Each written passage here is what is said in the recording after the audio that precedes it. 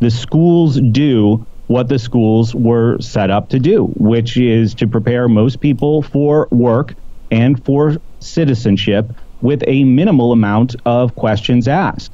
A new silver company for investors, with Keith Neumeyer agreeing to become a major shareholder. Luke Norman, co-founder of Gold Standard Ventures, is the new chairman, and the company has acquired 3 former First Majestic silver properties. To learn more about this must-own silver stock, go to crushthestreet.com/silver1. That's crushthestreet.com/silver1. And welcome into crushthestreet.com. I'm Kenneth Amaduri, and I got an interesting call today. I'm joined with Brett Veinotte. He's with the School Sucks Project. He's got a podcast. He's a critical thinker, and he's really wrapped his mind around the problems with conventional thinking and government. And I believe he's going to be able to give us some coherent thoughts on many of the things that we're frustrated with when it comes to the conventional system, that maybe we just haven't spent enough time to wrap our own minds around it. But hey, we understand that there's a problem, and Brett has done this. So Brett, thanks for coming on Crush the Street. My pleasure, Kenneth. It's great to be here. By the way, I love the name of your show. I didn't exactly get what it means, but I said when I announced that I was going to be on your show, I said I'm going to steal the title for the name of my first rap album. I love it. Well, I love it too. There's been some people that have said, hey, you got to change it. It sounds childish. But then I heard the name of your show. I'm like, School Sucks Podcast. And I was like, wow, that's got to rub people the wrong way. But I want to actually talk about it.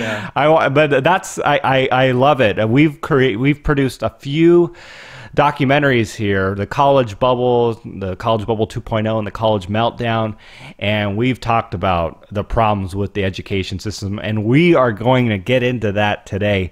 But before we do, I'd love to get a little background on yourself and how you went down the rabbit hole of libertarianism and then anarchism, and what led you to do what you do. Yeah, absolutely. Well, I think it's interesting. A lot of people get to, the attitude that I have about the schools through libertarianism, and it was the opposite for me. I was working in and around public schooling, private schooling, really in boarding schooling. That was where my career started. And I saw this massive institution from all these different angles. I had some really unique vantage points that I think a lot of people don't get to have. And I started just working at this boarding school where all the kids were basically in state custody, and over a course of a couple years, I started just as a dorm staff while I was in college. It was like the best paying job in this little Vermont town for somebody with my qualifications, and I was there like 4 years, and I worked my way up to being the lead teacher of this specialized program. And then I went on to work at another private day school, and then I moved to like the Boston, Massachusetts area, which is much more competitive, and there's a lot more money swashing around there. So I started doing private tutoring, college consulting. I started my own tutoring company in 2009, doing pretty much exclusively the SAT standardized test, but we did some college consulting as well. As my career went on, I got tired of being the academic tutor who would show up to say, okay, I'm here because your grades are bad, because there's something defective about you. When what I really wanted to say after doing it for a while is maybe you just aren't into biology, and that's why you have a D, and maybe you should be doing something else. And when I started to feel that way about college, I was like, man, I'm jeopardizing my own job if I tell how I'm really feeling in some of these meetings or some of these consultations. So I had to start looking for, ways to refine what I was doing to stay true to, what I was feeling. I didn't want to develop, or I didn't want to continue to develop like a super negative attitude about my work. So in about 2009, I'd started this tutoring company, and I was seeing the schools from continuously new angles. Now I'm, running these classes with like the overachievers, honors level, AP level kids, and I would just, have them around a circle at the start of the class, and I'd say, so, okay, if you're taking the SAT, you're going to college, what do you want to study? And, the answers that I got, nothing against these poor kids. I mean, I don't know where they would have gotten better information or better guidance. their parents maybe. But they didn't really have well-formed ideas about why they wanted to drop, at that point, $200,000. This was 8 years ago, so add $100,000 to that now probably for, a competitive college education. And I was just thinking, gosh, this is a really expensive way to find out what you want to do. And here I am feeding these kids into this system without the proper amount of guidance. So I started the show as a kind of therapy. It was just a little podcast and blog, and I started it to just vent, the things that I couldn't say in meetings, and it took off from there. Well, that's the beauty of the internet. And the education system is changing at a very, very fast rate. So I do want to talk about the education system a little bit, but before we do, I want to touch on just the government. And the average person defaults, who's relatively uneducated, doesn't really follow politics very much, but they have certain things that they like, and they default Democrat or they default Republican.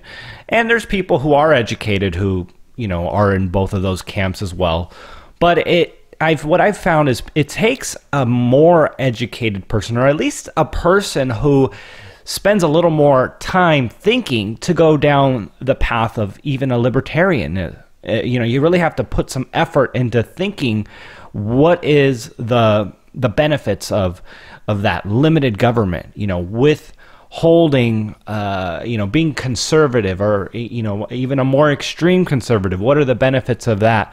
And I just want to, man, if you could just help us wrap our minds around why the current system is problematic. And, do you have any hope, or is it one of these things that, hey, we understand the problems for ourselves, and we have to just position ourselves to thrive in this mess?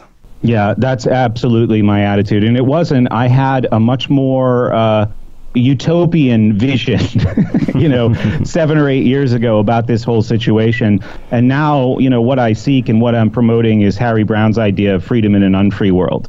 How we can maximize individual freedom. And that's really, a pursuit of self-knowledge and self-teaching. And, even though right out of the gate, I said, my podcast, this is like episode 1 or 2, is not about political solutions. It's not about school reform. The schools do what the schools were set up to do, which is to prepare most people for work and for citizenship with a minimal amount of questions asked. And, I think it's interesting, just you led into that talking about political orientation of people. Schools have these 3 hidden lessons, and this has been, the case certainly for the latter half of the 20th century, even though you could trace it back, in many ways further than that. The first lesson is obedience.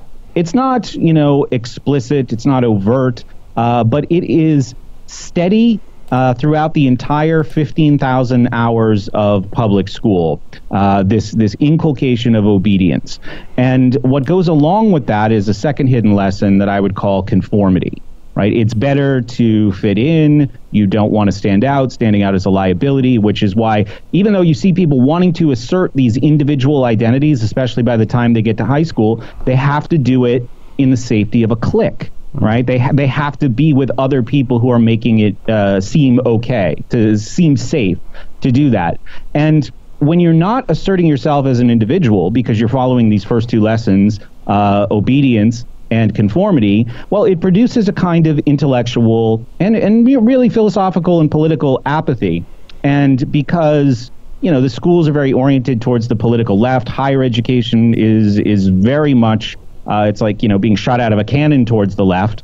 And most of the mainstream media, including most of what passes for comedy today, has a left slant to it. People, because they have this apathy, they just drift that way. Especially, like, maybe as far as you and I are concerned, the important way is with economics, right? People don't have libertarian or even conservative ideas about economics because they've just sort of wandered off to the left because they really don't think about these things. And that's actually what seems normal. Now, on libertarianism, I think there is a kind of seduction. You mentioned people having to be sharp, critical thinkers.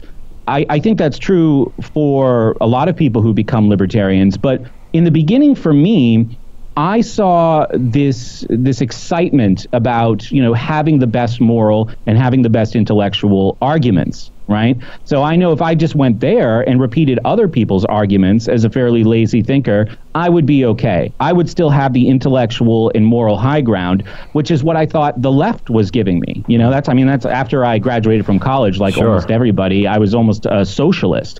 So I said, yeah, this is great. I'm very superior to other people. So there's like some kind of emotional aspect to it that I really hadn't tapped into, 15 years ago. But libertarianism provided a lot of the same things. So in my audience, I caution people to, really do your homework. Like I didn't initially. Like I got my feet planted in this place and I said, okay, this is the best place to be politically, but how and why did I get here? And how can I deserve to be here? And that meant doing a lot of homework. So to speak. Brett, I'm convinced that socialism and communism destroys upwards mobility for people. And I was listening to Mark Zuckerberg, speak at an event, and he's promoting, basically socialism. He's saying, hey, people like me need to pay their fair share, pay more of their fair share, and he does that. And it's almost like he's in a position where if he fits in, it's still self-promoting because he's in that position where he can take the moral high ground or be liked. It's like conforming, like you were talking about. There's a point where it benefits people.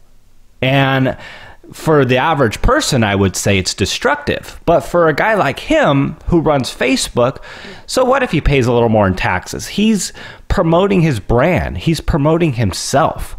And in a very safe way, yeah. In a very safe way. Yeah, I mean, anything to that extent.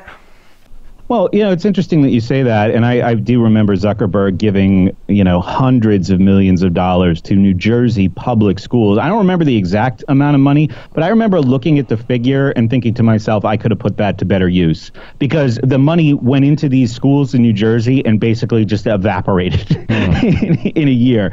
And it's a shame that someone could be so smart in so many ways. I mean, if you look at what Facebook has done over the last 10 or 15 years, it's absolutely amazing, but could have such compartmentalized knowledge when it comes to a government finger quotes service like public schooling, and just how disastrous it is, and that he could have that experience of losing hundreds of millions of dollars for no productive realization on the other end. I would consider that an educational experience, losing that amount of money. But if he still, has the same message, if that didn't give him pause, that's very interesting. Yes, I mean, if it is just a matter of self-promotion, that's fine. He's smart.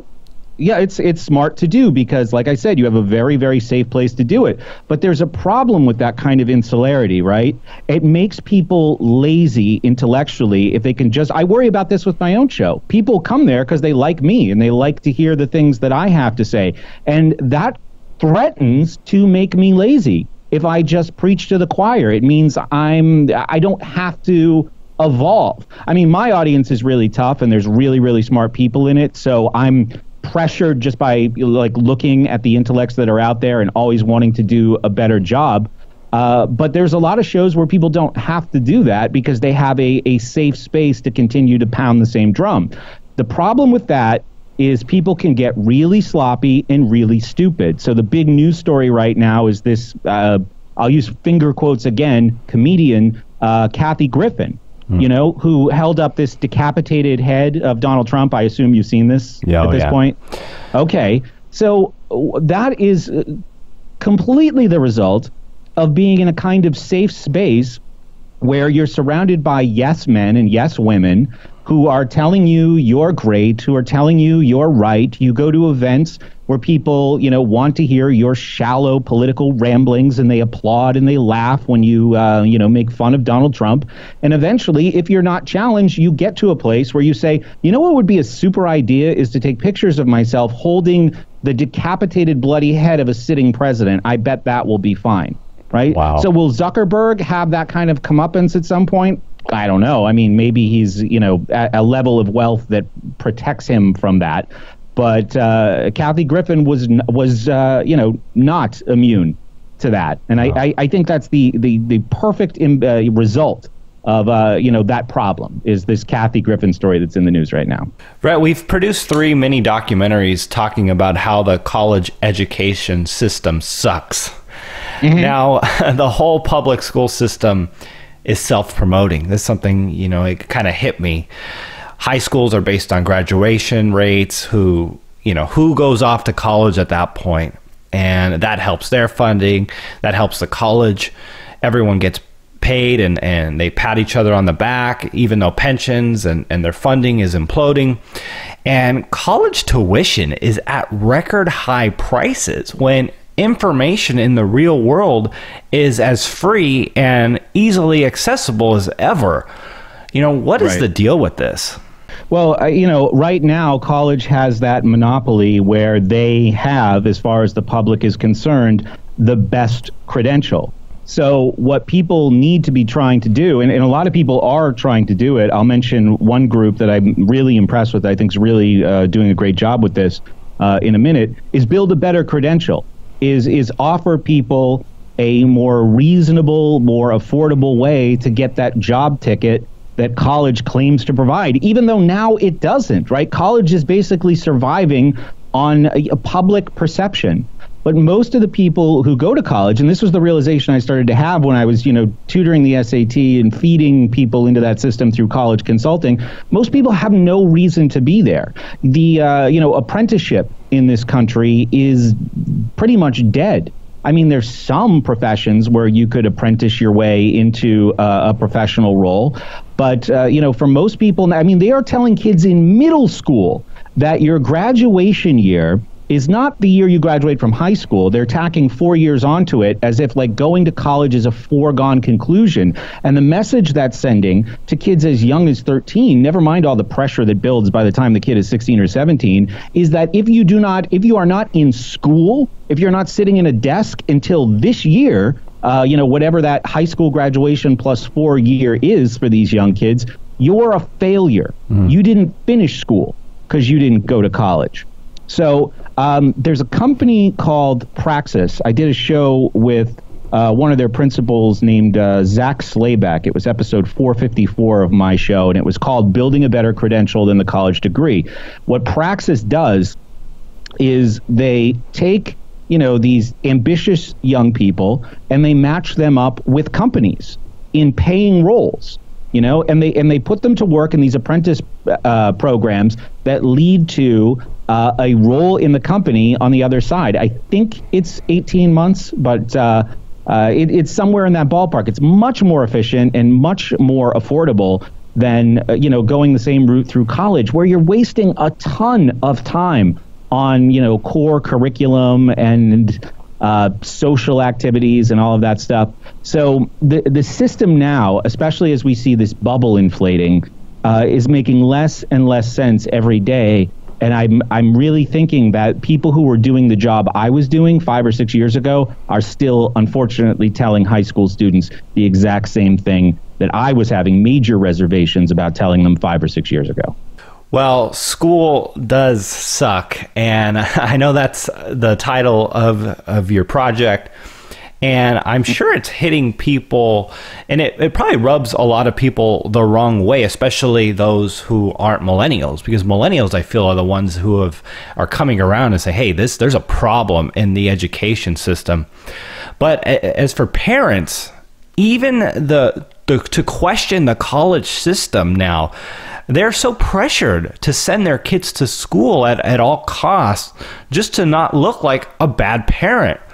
And I'm wondering, because you don't want to be the bad parent, right? You don't want to disadvantage your kids or feel like you're doing any harm to them, especially if you haven't gone as far to really have some sort of solution you're confident in. But I'm wondering, is this changing in your opinion? That's a good question. I mean, a lot of it is the attitude, just the prevailing attitudes. And, one of my goals is to, change, or like right now, I feel like school and education are considered by most people to be synonymous, and they're not. I would say they're closer to antonyms. So if you start talking about, or even just start expressing a negative attitude towards college, you're anti-education. I remember Rick Santorum did this a few years ago, and people thought it was the funniest thing. It was the confirmation of the anti-intellectualism of the right. Well, of course, the left, maintains this great intellectual superiority. It's the same thing with lower levels of schooling, with secondary schooling. People believe that is education. I've tried on my website for years to separate the two. Education is institutionalized. It's forced. Most of the kids don't want to be there. They don't enjoy themselves while they are there. Education is a lifelong self-directed process. It rarely happens inside of those concrete buildings. I mean, think about how people learn as adults. That's what I would say to parents. Like, how do you learn? Do you go force yourself into a room for 7 straight hours a day and listen to somebody drone on? Or do you take charge, once you're a certain age and you say, I want to DIY this thing? I'm going to go online. I'm going to figure out how to do it. That's what, a lot of unschoolers and homeschoolers, self-educators, home educators are doing today. They're giving their kids that freedom to actually learn. Learning is not synonymous with being in school. Learning is synonymous with living, especially when you're at that young age and you're super curious and you have questions about everything. You just need an environment that fosters that, and you will learn. And, people want to, even the people who take their kids out of school to do what is called homeschooling, which is, a term I don't like. I mean, leave schooling to school. Do home education and give your kids that freedom to explore the things they're intrinsically motivated to explore. So, long answer to a very, very important question is that the association between school and education and the association between college and education needs to change. So I'm working on that project every week. You say you've made these documentaries. Maybe they come at it more from the financial angle, but the most exciting thing happening in the world right now is this social justice war, because we see this great institution of higher learning and making people more sophisticated. We are seeing examples everywhere of what it is producing. People shrieking and crying and setting things on fire and throwing smoke bombs and being afraid of certain types of food or comedians. This is what certain sectors of higher education are starting to produce. Now, that is not applicable to all of higher education. I mean, certainly there's still, science and engineering and various types of research programs. Even political science, to a certain extent, is immune from, this circus of social justice.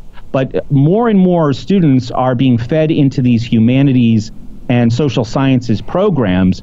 And these are things that are costing people, $150,000, $200,000 for their education.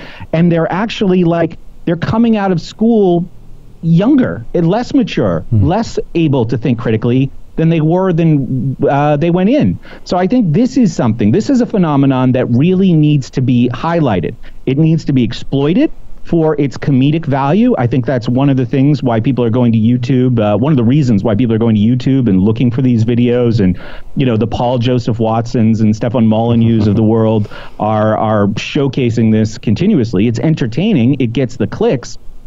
But also it is like the perfect testimonial of what we've been saying on my show for years.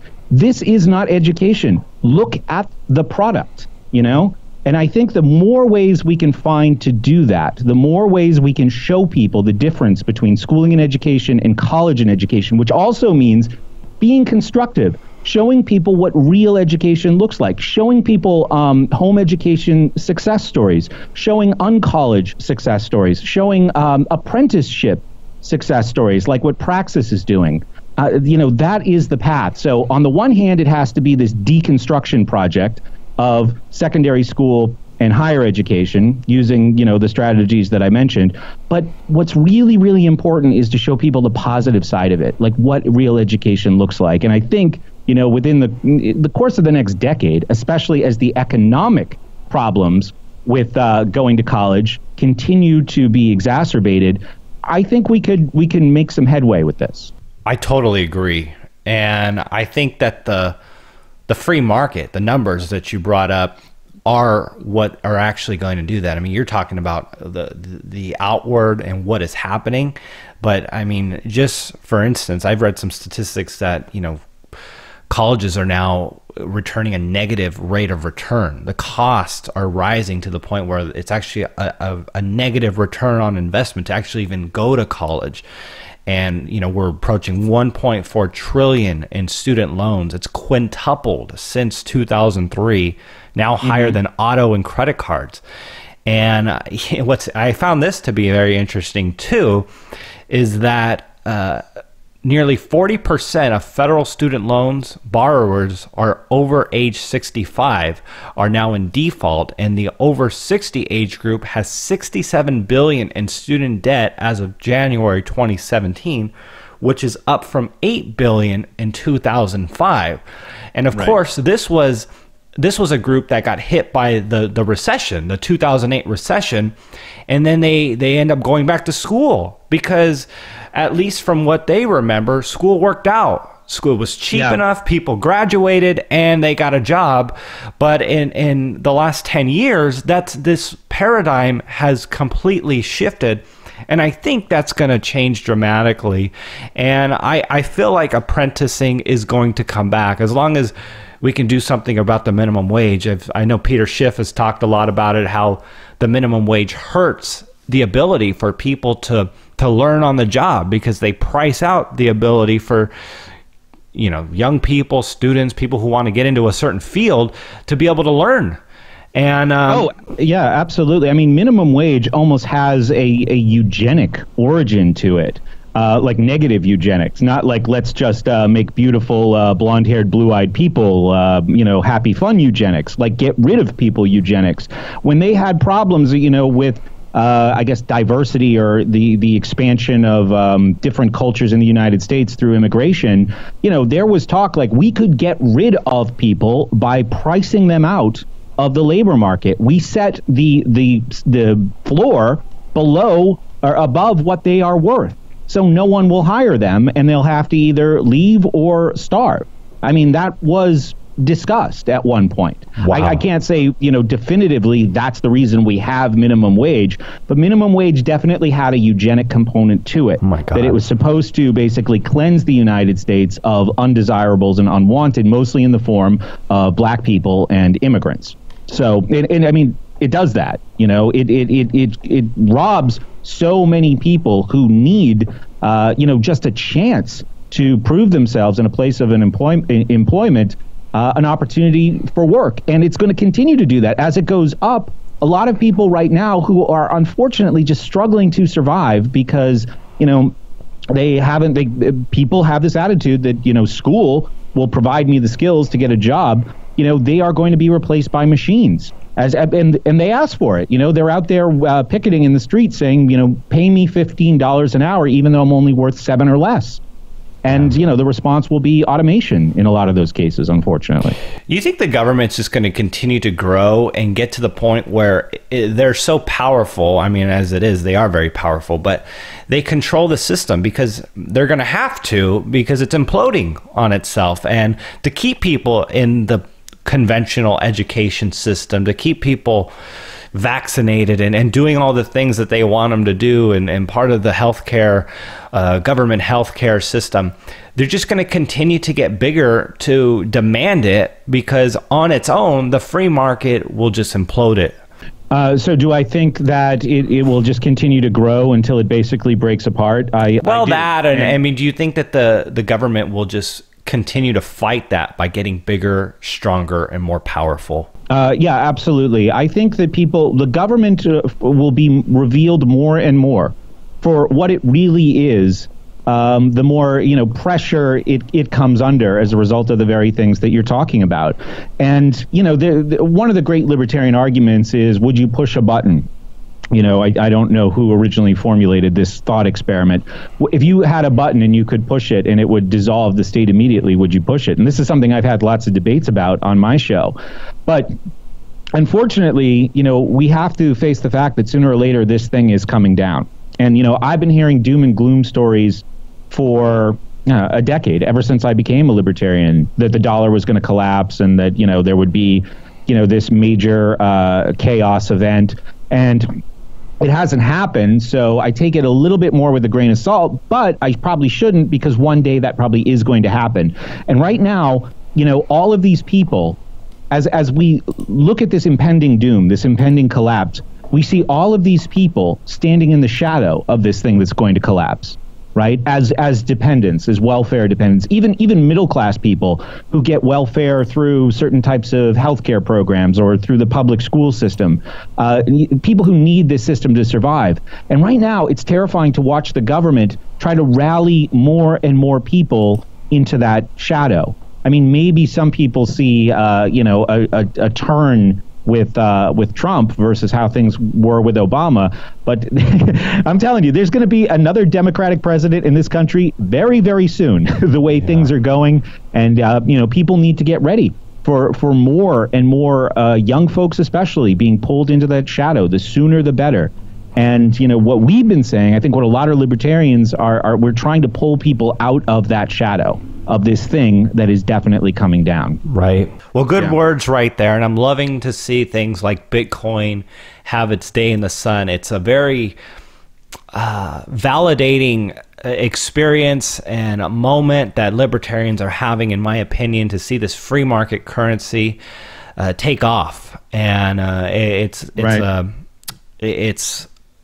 a threat against the government, and I think the government knows that, and they got to play it very, very carefully, because if they attack it too hard, it might even grow bigger, faster, and stronger.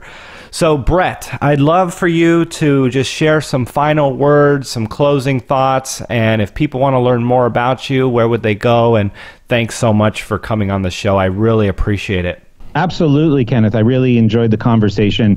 My website is schoolsucksproject.com. And if people go there, they can see all of the different podcast series, mini courses that we've done over the course of almost now the last decade, 8 solid years. I have a YouTube channel. School Sucks Podcast is our username, and there's some tutorials and some more documentary style videos there.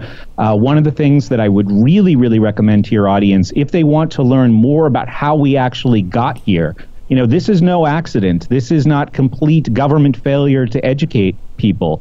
The schools are designed to produce a lot of the things that we call problems with society, that we call problems with individuals not wanting to, be independent or assert themselves or be entrepreneurs.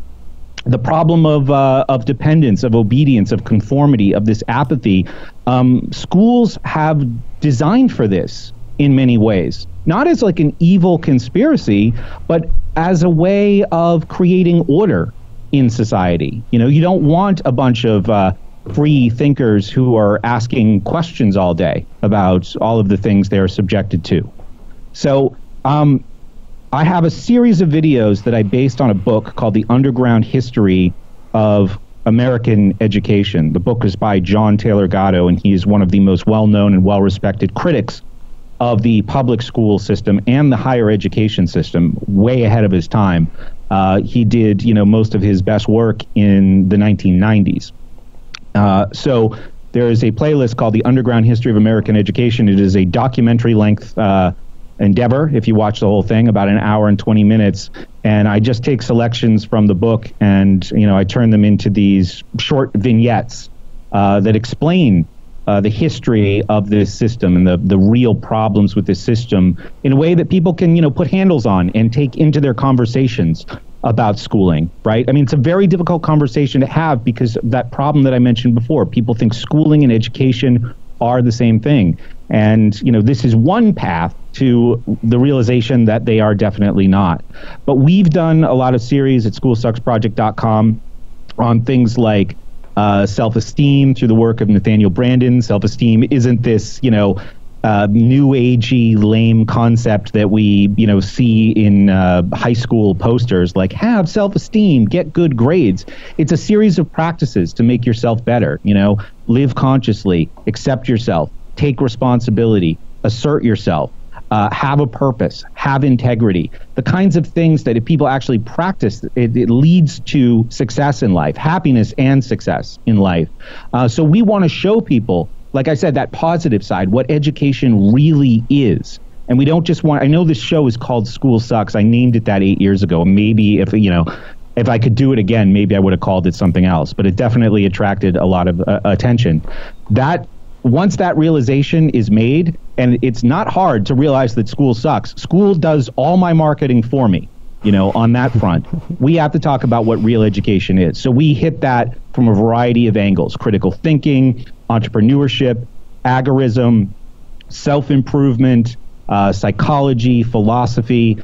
And people can, go to schoolsucksproject.com. They can look at the pod classes series drop-down menu and probably find just about, we've done, some series on any interest they have in the realm of, self-development or self-improvement.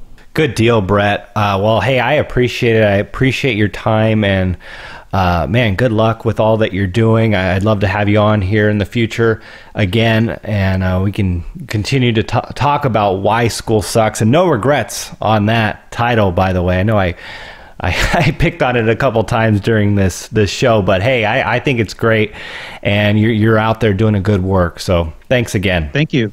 Yeah, thank you so much. One more thing, my current series is on the problems in higher education, more from the philosophical angle, like why are we seeing a lot of these things on campuses today? So yeah, if you ever want to rail on college and you need a guy, I'd be happy to do it. But thank you so much, Kenneth. I really enjoyed the conversation and the opportunity to talk to you.